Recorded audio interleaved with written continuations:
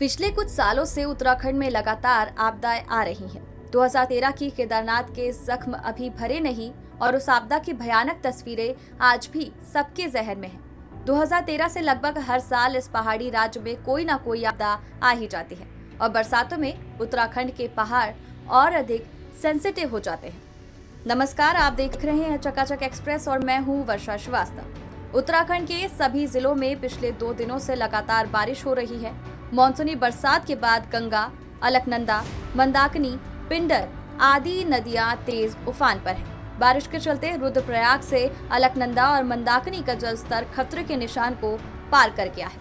एहतियात के तौर पर शासन ने रुद्रप्रयाग और श्रीनगर में नदी किनारे रहने वालों को सुरक्षित स्थानों पर जाने के लिए अलर्ट जारी कर दिया और ऋषिकेश में सतर्कता बरती जा रही है। उत्तराखंड की अधिकांश नदियों के उफान पर आने से बाढ़ जैसे हालात हो गए हैं।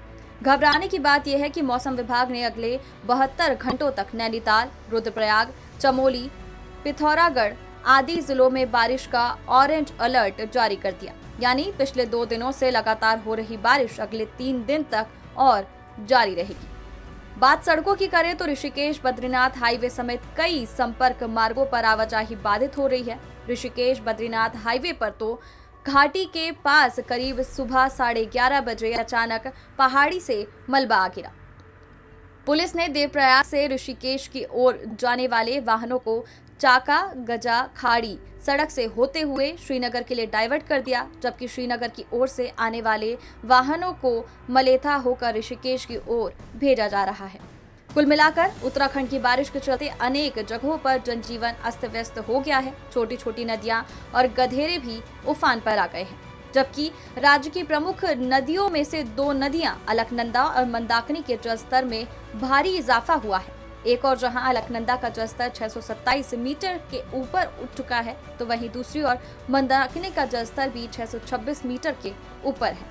देखने वाली बात होगी कि तीरथ सरकार मॉनसून के समय प्रदेश पर आने वाली मुसीबतों से कैसे निपटेगी। उम्मीद करते हैं उत्तराखंड में कोई अनहोनी ना हो, लेकिन अगर किसी तरह की आपदा आती है तो तीरथ सरकार के कामकाज पर सबकी नजर रहेगी, क्योंकि उनके द्वारा हुई गलतियों से अगले साल होने जा रहे विधानसभा चुनावों में राज्य की बीजेपी सरकार को बहुत बड़ा खामियाजा उठाना पड़ सकता है।